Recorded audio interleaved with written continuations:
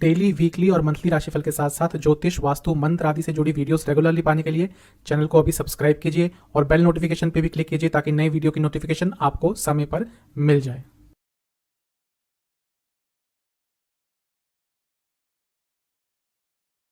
ओम गणेशाय नमः। ओम नमः शिवाय। मैं निखिल ज्योतिष आचार्य आप सभी का मेरे चैनल पे पुनः स्वागत करता हूं।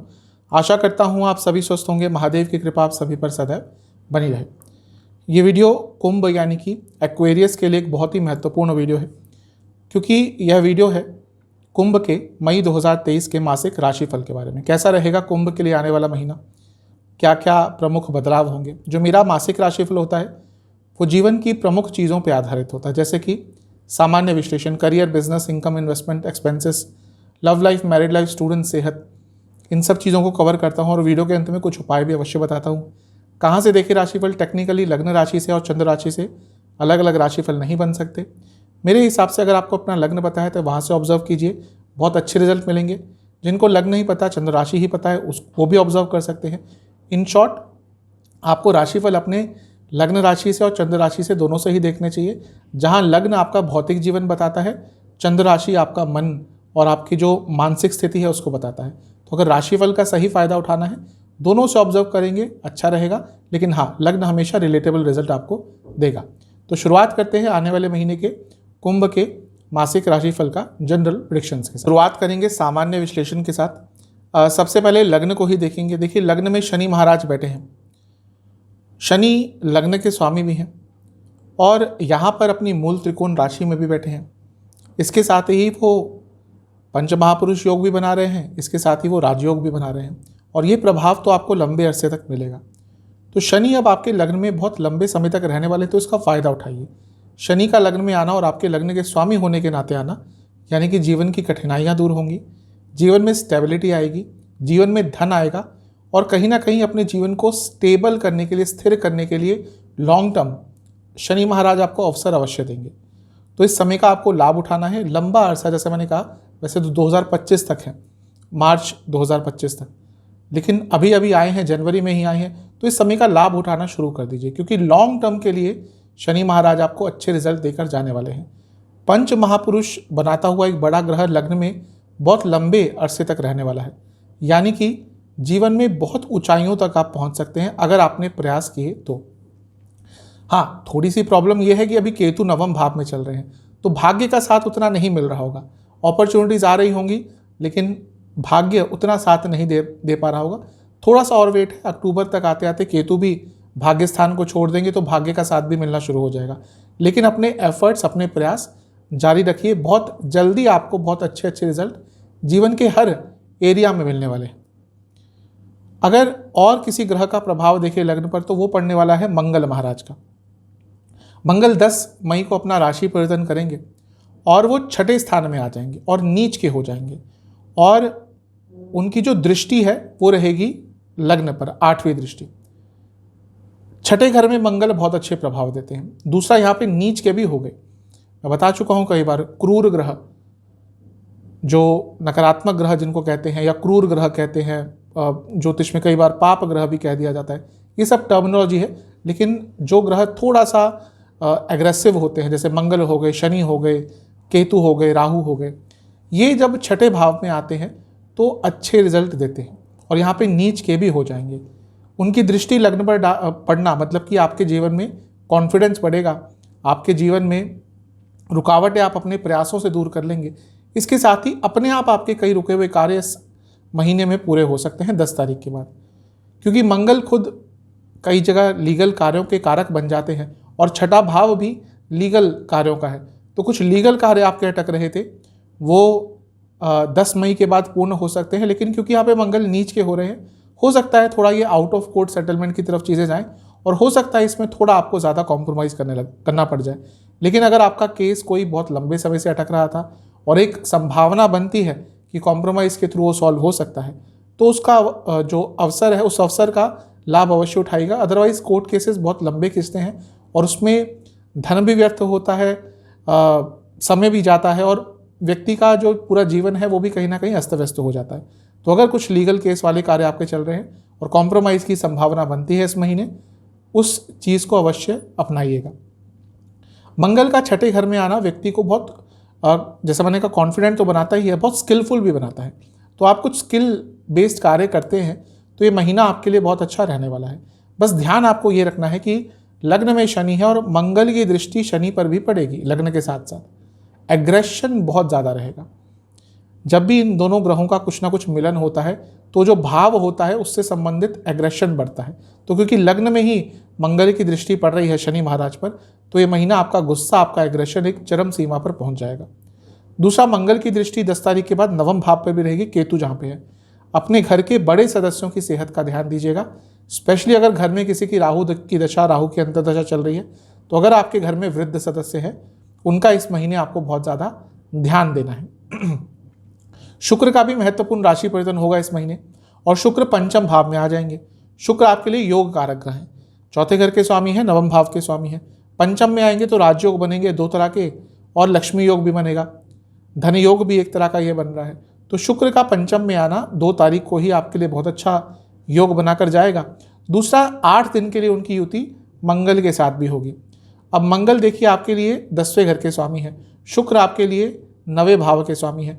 तो कर्म स्थान का धर्म स्थान यानी कहिए भाग्य स्थान के स्वामी के साथ त्रिकोण में संगम हो रहा है, यानी कि कार्य क्षेत्र में आगे बढ़ने का अचानक से आपको मौका मिल सकता है। शुक्र चौथे घर के स्वामी है, मंगल के साथ युति होगी। अगर प्रॉपर्टी वाहन आदि खरीदना चाहते हैं तो उसके लिए भी 2 तारीख से लेकर 10 तारीख तक का समय, ये जो 8 दिन का समय होगा बहुत अच्छा रहेगा।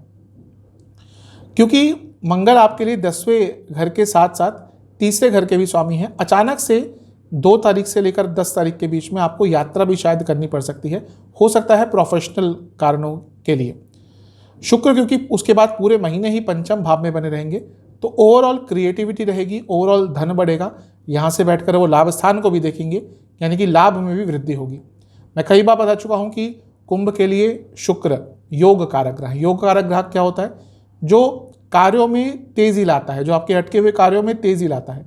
किसी की जब योग कारक ग्रह की दशा अंतर्दशा आती है, गोचर अच्छा आता है, तो आप देखेंगे उस व्यक्ति के कई कार्य पूरे होने लग जाते हैं और जीवन तेज गति से आगे बढ़ता है।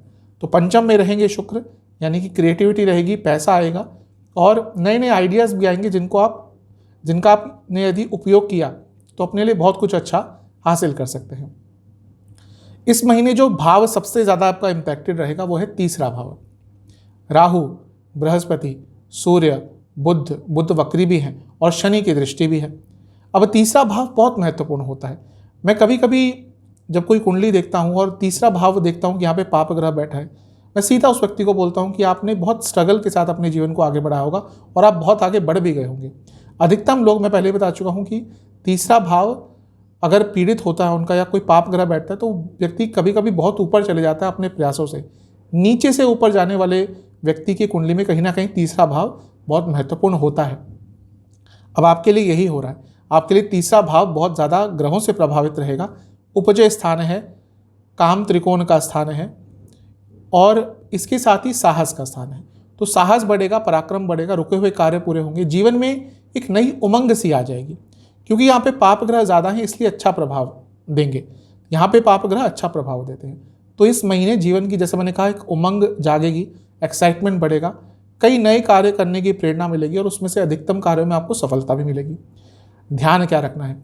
देखिए, बुध वक्री हैं, राहु यहाँ पे है, तो दूसरा सूर्य भी है। सूर्य के भी आपके लग्न के स्वामी के साथ बहुत अच्छे संबंध नहीं होते। भाई बहनों के साथ प्रॉब्लम आ सकती है, दोस्तों के साथ प्रॉब्लम आ सकती है और कम्युनिकेशन प्रॉब्लम बहुत रहेगी। दूसरा, यात्राओं में कुछ विघ्न आएंगे। आपके यात्रा के योग तो बन रहे हैं लेकिन यात्राओं में विघ्न बहुत आएंगे और छोटे मोटे एक्सीडेंट के योग भी आपके बनेंगे। तो इन चीज़ों का आपने ध्यान रखना है। सूर्य का भी प्रमुख राशि परिवर्तन होगा 14-15 तारीख के आसपास और वो चौथे घर में आ जाएंगे, क्योंकि सूर्य आपके लिए सप्तम भाव के स्वामी है और सप्तम केंद्र स्थान है, वो चौथे भाव में आ रहे हैं। अगर प्रॉपर्टी आदि खरीदती हैं तो सूर्य भी उस कार्य में आपको कुछ ना कुछ मदद अवश्य करेंगे 14-15 तारीख के बाद। और क्योंकि वो सप्तम के स्वामी हैं तो रिकॉग्निशन आदि के लिए, बिजनेस में आगे बढ़ने के लिए भी समय अच्छा होगा। ओवरऑल आपके लिए महीना अच्छा ही दिख रहा है। जो 2-3 चीज़ें बताई हैं ध्यान रखना। कुछ पॉजिटिव पॉइंट्स मेरे हिसाब से जो आपके लिए बन सकते हैं, आप काफ़ी आध्यात्मिक रहेंगे और अकेला रहना पसंद करेंगे। लेकिन ये अकेला रहना जो है नो नेगेटिव वाला नहीं होगा। कभी कभी होता है कि हम एक नेगेटिव जोन में जाते हैं तो हमें अकेले रहना पसंद होता है। नहीं, ये वो महीना होगा जब आप अकेले रहेंगे और अपने स्किल्स को एनहांस करेंगे। वो कोई भी तरह के स्किल्स हो, आप और ज्ञान अर्जित करेंगे जिसका उपयोग आप आने वाले महीनों में करेंगे। जो इनसिक्योरिटीज़ आपको बहुत तंग कर रही थी, आप उन पर विजय पा पाएंगे। इसके साथ ही आपके अंदर बहुत अच्छे एक लेवल का धैर्य रहेगा और वो भी आपको कई जगह पे इस महीने काम आने वाला है। इसके साथ ही जो पुरानी गलतियां आपने करी थी उनसे सीख कर आगे बढ़ पाएंगे और कई लोगों की आपको इस महीने मदद भी प्राप्त होगी। और धन के संबंध में तो मुझे लग रहा है कि इस महीने में आपके साथ कुछ बहुत ही महत्वपूर्ण और बहुत ही अच्छा हो सकता है। नेगेटिव पॉइंट क्या हो सकते हैं? अपनी लेजीनेस के कारण या जानबूझकर किसी कार्य को डिले करना। वो कार्य एक बार डिले हुआ तो बहुत लंबा खींचेगा।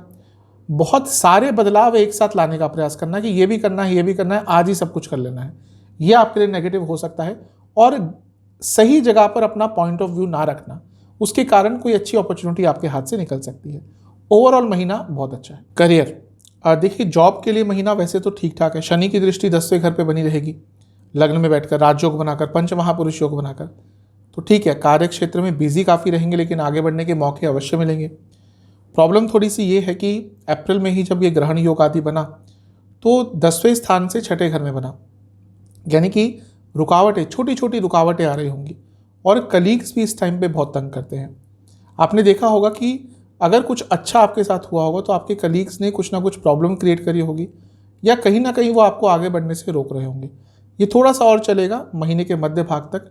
जो रुकावटें आपकी अपनी गलतियों से भी आ रही थी, वैसे एक्सटर्नल फैक्टर से भी आ रही थी और कलीग्स के कारण भी आ रही थी, वो धीरे धीरे करके दूर होना शुरू हो जाएंगी। एक अच्छी चीज़ ये हो रही है कि जो आपके 10वें घर के स्वामी हैं यानी कि मंगल, वो 6ठे घर में चले जाएंगे और नीच के हो जाएंगे। देखिए आज के समय में जब आगे बढ़ना होता है तो जो पाप ग्रह होते हैं, क्रूर ग्रह होते हैं, नीच ग्रह होते हैं, वो अच्छे रिजल्ट देते हैं क्योंकि कॉम्पिटिटिव वर्ल्ड है और 6ठा भाव भी कंपटीशन का होता है।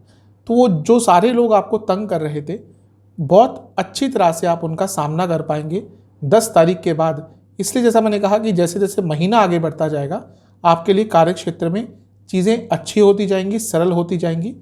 मंगल का 6ठे घर में आना ही बताता है कि आपके कार्य क्षेत्र में वृद्धि हो सकती है।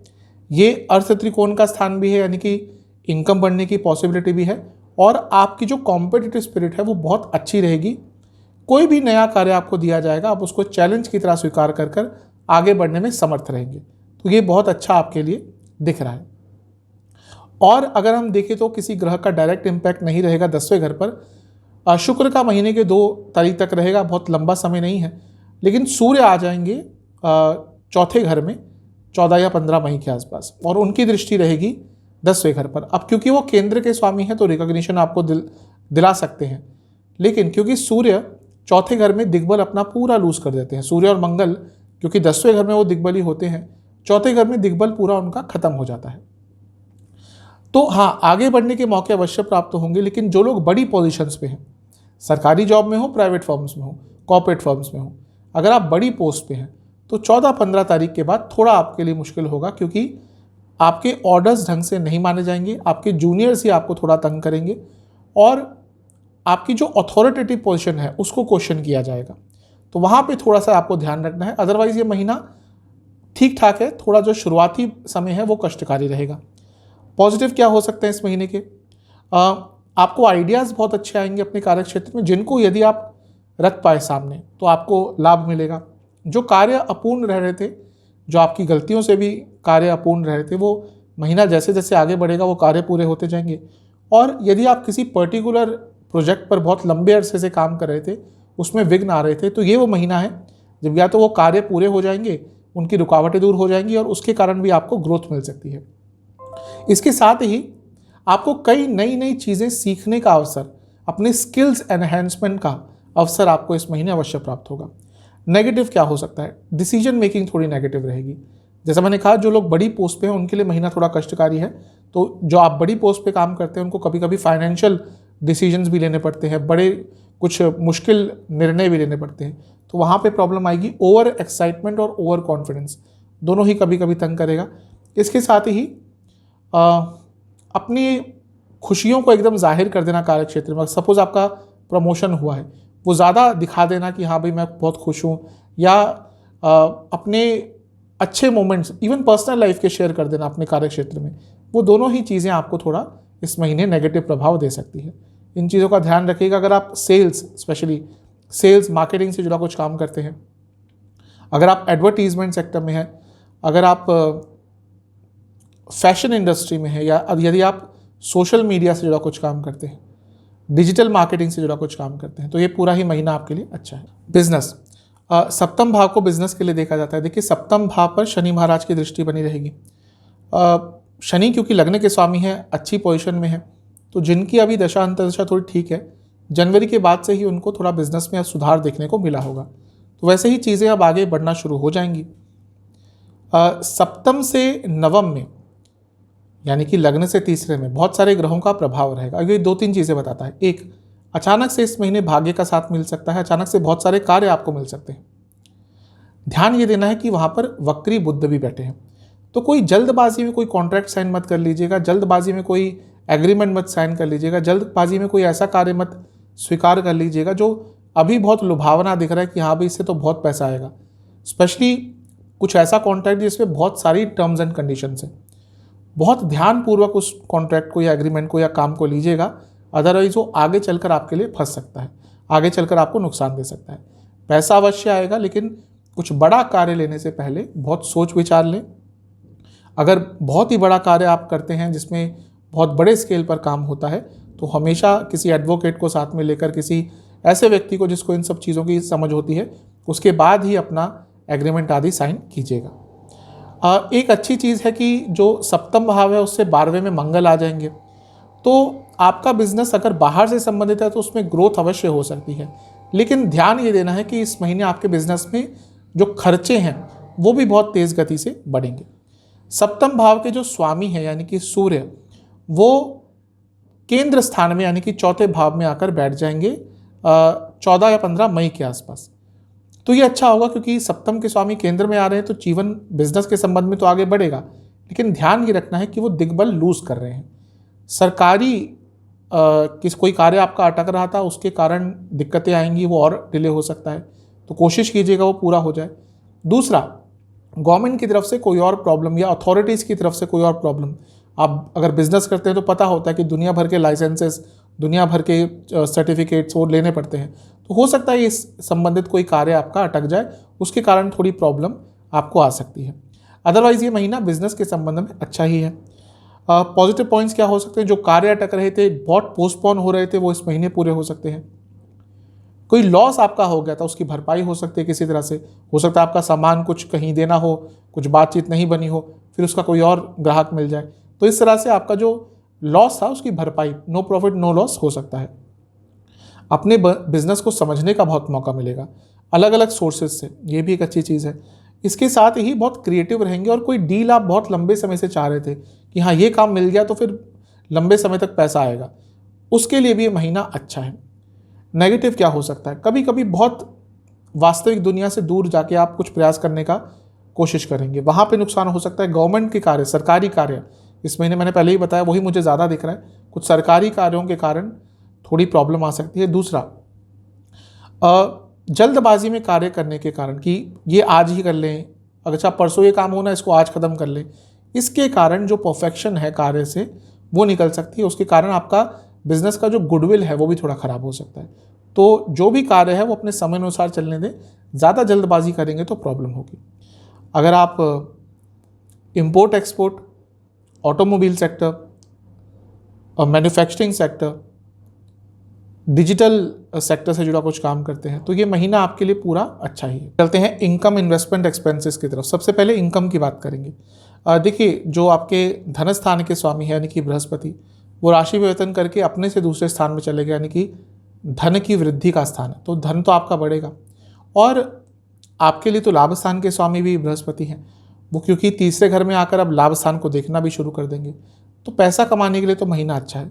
हाँ, क्योंकि बृहस्पति बहुत सारे ग्रहों के साथ घिरे रहेंगे, पहले सूर्य के साथ भी होंगे, बुध के साथ भी होंगे, सूर्य फिर आगे चले जाएंगे, बुध मार्गी हो जाएंगे 16 तारीख के आसपास, तो जो नेगेटिव प्रभाव है वो कम होंगे, और उसके बाद धन धीरे धीरे करके आपका आगे बढ़ेगा। ये एक चीज़ पक्की है कि इस महीने जो आप एफर्ट डालेंगे पैसा कमाने के लिए, अधिकतम में आपको सफलता प्राप्त होगी। तो पैसा आप कमा सकते हैं, थोड़ा डिले के साथ। जहाँ तक इन्वेस्टमेंट की बात है, शुरुआती 10 दिन थोड़ा अवॉइड कीजिएगा, बीच के 10 दिन कुछ चेंज लाने का प्रयास कीजिएगा अपने इन्वेस्टमेंट मेथड्स में, और जो अंतिम 10 दिन है यहाँ पे बहुत स्लो रहेगा आपका व्यवहार इन्वेस्टमेंट के प्रति। शायद मौके भी अच्छे हैं तो आप ज़्यादा इन्वेस्ट करने के बारे में सोचेंगे नहीं, तो ठीक है, कभी कभी थोड़ा ब्रेक भी लेना चाहिए। यहाँ पे जो अंतिम 10 दिन है यहाँ पे धैर्यपूर्वक आपको इन्वेस्टमेंट करनी है। खर्चे कहाँ हो सकते हैं, देखिए क्योंकि शनि आपके लगने के स्वामी है तो अच्छा प्रभाव तो देंगे, लेकिन कभी भी ज्योतिष में एक फैक्टर से चीज़ें नहीं चलती।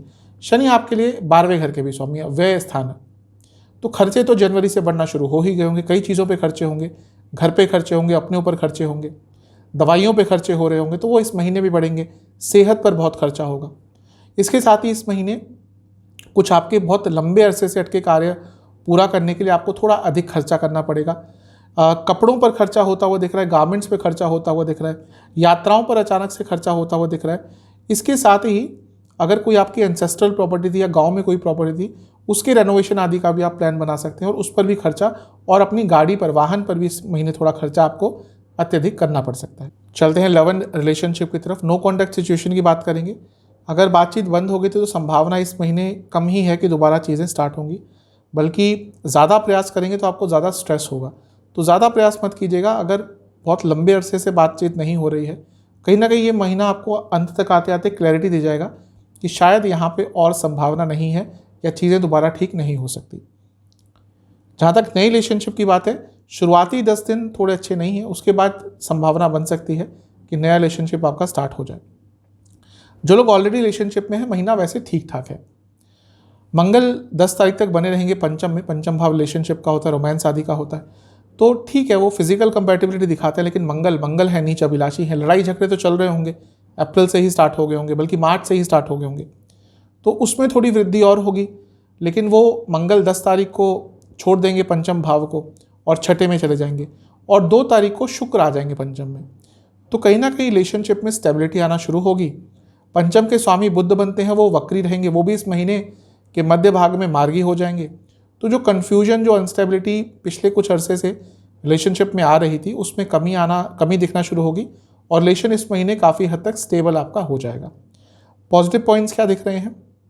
आकर्षण बहुत रहेगा, एक दूसरे के साथ फ्यूचर इमेजिन करेंगे, फ्यूचर प्लान करेंगे, और वो बहुत इंपॉर्टेंट चीज़ होती है। अगर रिलेशनशिप आगे बढ़ाना होता है तो कहीं ना कहीं उसमें फ्यूचर का इन्वॉल्वमेंट होना ही पड़ता है, तभी रिलेशनशिप आगे बढ़ता है। आकर्षण बहुत अच्छे लेवल पर रहेगा। हर जगह अपने पार्टनर के बारे में आप सोचेंगे, उनके बारे में विचार करेंगे, उनके बारे में काफ़ी केयरिंग रहेंगे, और वो रेसिप्रोकेट भी होगा। और कई ऐसे अच्छे मोमेंट्स भी आपको इस महीने एक दूसरे के साथ बिताने के लिए मिलेंगे, जिसके कारण रिलेशनशिप में पॉजिटिविटी, सकारात्मकता अवश्य बढ़ेगी। लाइकेबिलिटी बहुत रहेगी एक दूसरे के प्रति, और वो बहुत अच्छी चीज़ होती है रिलेशनशिप में। नेगेटिव क्या हो सकता है? इमेच्योरिटी थोड़ी आपकी तरफ से झलक रही है, वहाँ पे प्रॉब्लम हो सकती है। इसके साथ ही बहुत ज़्यादा एक्सपेक्टेशंस अपने पार्टनर से रखना, वो इस महीने थोड़ा आपको प्रॉब्लम दे सकता है। मैरिड लाइफ, देखिए मैरिड लाइफ में प्रॉब्लम्स तो थोड़ी आ ही रही होंगी, अब जनवरी से ही स्टार्ट हो गई होंगी, क्योंकि शनि महाराज की दृष्टि जनवरी से आ गई थी। अब मैं ये नहीं कह रहा कि बहुत लड़ाई झगड़े ही हो रहे होंगे, लेकिन शनिदेव दूरियां उत्पन्न करते हैं। फिजिकल इंटीमेसी में प्रॉब्लम आ रही होगी, फिजिकल कंपैटिबिलिटी में प्रॉब्लम आ रही होगी, और वैचारिक मतभेद आ रहे होंगे। बस एक दूसरे के साथ समय व्यतीत करने का मन नहीं करता होगा, साथ में भले ही बैठे रहे लेकिन बातचीत भी कम हो गई होगी, और कनेक्शन का थोड़ा प्रॉब्लम आता होगा, कनेक्ट नहीं कर पा रहे होंगे अपने लाइफ पार्टनर के साथ। देखिए शनि अभी आए ही हैं जनवरी में, बहुत लंबा अरसा नहीं हुआ, और शनि बहुत समय के लिए एक राशि में आते हैं, तो उनका प्रभाव थोड़ा रहेगा। तो चीज़ों को धैर्यपूर्वक तरीके से आगे बढ़ाइएगा, रिएक्ट मत किया कीजिए, चीज़ों को सरल रखिए। अप्रैल के मध्य भाग के बाद से प्रॉब्लम्स बढ़ गई होंगी मैरिड लाइफ में, क्योंकि सप्तम के स्वामी ही ग्रहण में चले गए थे, लेकिन अब 14-15 तारीख के आसपास वो भी ग्रहण से निकल जाएंगे, तो धीरे धीरे करके स्थिरता मैरिड लाइफ में आएगी। मंगल क्योंकि छठे घर में आ जाएंगे 10 तारीख को, जो सप्तम से 12वां है। हाँ, 10 तारीख के आसपास या उसके बाद के कुछ दिन थोड़े कष्टकारी हो सकते हैं, क्योंकि यहाँ पे लड़ाई झगड़े बहुत होंगे, बेफिजूल के लड़ाई झगड़े होंगे, उन चीज़ों पे लड़ाई झगड़े होंगे जिनको अवॉइड किया जा सकता है। तो ओवरऑल देखो तो महीना मिला जुला सा है। पॉजिटिव पॉइंट क्या हो सकते हैं? स्ट्रेस हैंडलिंग आ जाएगी दोनों को, कि जो चीज़ें तंग करती हैं उनको हैंडल करना सीख जाएंगे, और इसके साथ ही कुछ लोगों की सहायता मिल सकती है आपको, वो आपके रिश्तेदार हों या कोई भी हो, जिसके कारण जो प्रॉब्लम्स आ रही है उनको एक ना एक तरह से निवारण हो सकता है। दूसरा, अगर लड़ाई झगड़े भी होते हैं तो वो भी बहुत जल्दी सुलझा लिए जाएंगे। ये पॉजिटिव पॉइंट्स है। नेगेटिव क्या है? शक बहुत करेंगे, ओवरथिंक बहुत करेंगे, पुरानी चीज़ों को लेकर झगड़ा करेंगे और इसके साथ ही विश्वास की कमी। ये सारी चीज़ें थोड़ी नेगेटिव आपकी मैरिड लाइफ पे इम्पैक्ट डाल सकती है। स्टूडेंट्स, पहले एग्जाम्स की बात करते हैं। महीने के शुरुआती 10 दिन ठीक ठाक हैं। बीच के 10 दिन में आपके एफर्ट्स कम रहेंगे, थोड़ी लेजीनेस ज़्यादा रहेगी, उसके कारण प्रॉब्लम हो सकती है। महीने के जो अंतिम 10 दिन हैं, यहाँ पे अपने आप को तैयार रखिएगा, अपनी प्रिपरेशन ठीक रखिएगा, तभी एग्ज़ाम अच्छे जाएंगे। थोड़ा फ्लेक्सिबल यहाँ पे आपको रहना पड़ेगा। स्टूडेंट्स के लिए ओवरऑल महीना अच्छा है क्योंकि पंचम भाव में शुक्र आ रहे हैं, शुक्र योग कारक है, तो ओवरऑल ये महीना स्टूडेंट्स के लिए बहुत अच्छा है। दूसरा, मंगल भी छठे में चले जाएंगे। छठा भाव और मंगल कॉम्पिटिटिव एग्जाम्स का होता है, तो ये महीना ओवरऑल स्टूडेंट्स के लिए अच्छा है। ध्यान बस ये देना है कि क्योंकि शुक्र आ रहे हैं तो कभी कभी मन भ्रमित भी करते हैं, मन उन चीज़ों में लेके जाते हैं जहाँ पे एक स्टूडेंट का नहीं जाना चाहिए। उन चीज़ों पे कंट्रोल कर लिया तो महीना आपका अच्छा रहेगा। ये महीना आपको अपने आप को ज़्यादा एग्जर्ट नहीं करना, फिजिकल और मेंटल लेवल में एक हार्मनी बनाकर रहनी है और कुछ भी ऐसा मत कीजिएगा जो विद्रोही स्वरूप का हो। स्टूडेंट्स क्योंकि यंग होते हैं, ऊर्जा से भरपूर होते हैं, कभी कभी किसी ऐसी चीज़ का हिस्सा बन जाते हैं जिसका उनको हिस्सा नहीं होना चाहिए। वो विद्रोह हो, कोई रिबेलियस ग्रुप हो, कोई कहीं पे कोई प्रदर्शन करना हो, इन सब चीज़ों का हिस्सा इस महीने मत बनिएगा, वरना वो चीज़ें आपके विरुद्ध ही जाएंगी। और जितना कम बोलेंगे और जितना कम लोगों पर विश्वास करेंगे, जितना कम लोगों पर डिपेंडेंट रहेंगे, उतना आपके लिए महीना अच्छा रहेगा। तो ओवरऑल ये महीना आपके लिए शुभ है। जिन नेगेटिव चीज़ों का मैंने बात करी है उन पर थोड़ा ध्यान दीजिए। बात करते हैं सेहत की। सेहत ठीक ठाक सी रहेगी। शनि लग्न के स्वामी हैं, लग्न में बैठेंगे तो सेहत को प्रोटेक्शन देंगे, लेकिन 12वें घर के भी स्वामी हैं, पहले बता चुका हूँ, तो थोड़ी मोटी प्रॉब्लम तो चलती रहेंगी। इन्फेक्शंस हो गए, दवाइयाँ खानी पड़ गई, कुछ फूड रिएक्शंस हो गए, ये सब चीज़ें ज़्यादा तंग करेंगी। अच्छा, मंगल की दृष्टि छठे घर से आ जाएगी लग्न पर 10 तारीख के बाद, तो बीपी की प्रॉब्लम, पेट की प्रॉब्लम, पेट से संबंधित प्रॉब्लम, इनडाइजेशन, एसिडिटी, ये बहुत तंग करेगा। और आपको इंटेस्टाइन से जुड़ी कोई प्रॉब्लम है स्पेशली, तो वो भी इस महीने ज़्यादा तंग करेगी। महीने के जो शुरुआती 10 दिन है, यहाँ पे पेट की प्रॉब्लम ही ज़्यादा दिख रही है और नसों की प्रॉब्लम और स्किन डिसऑर्डर्स और थायराइड संबंधित प्रॉब्लम। बीच के 10 दिन चेस्ट संबंधित प्रॉब्लम, मानसिक विकार, दोबारा स्किन डिसऑर्डर्स। अंतिम जो 10 दिन है, यहाँ पर भी एंग्जाइटी, स्लीप डिसऑर्डर्स और आँखों से संबंधित प्रॉब्लम तंग करेगी। उपाय, आपको महीने के पहले मंगलवार किसी भी हनुमान मंदिर में जाकर हनुमान जी को एक नारियल अर्पण करना है, मीठा पान अर्पण करना है और 3 सरसों के तेल के दिए हनुमान जी को अर्पण कर कर आपको हनुमान चालीसा और हनुमान बाहुक का 2-2 बार पाठ करना है। ये उपाय कर लेंगे, महीना अच्छा ही जाएगा। आशा करता हूँ कि वीडियो आपके काम आएगा। चैनल पर नए हैं, सब्सक्राइब कीजिए, वीडियो को लाइक कीजिए। मिलता हूँ आप सभी से अगली वीडियो में, तब तक के लिए ओम नमः।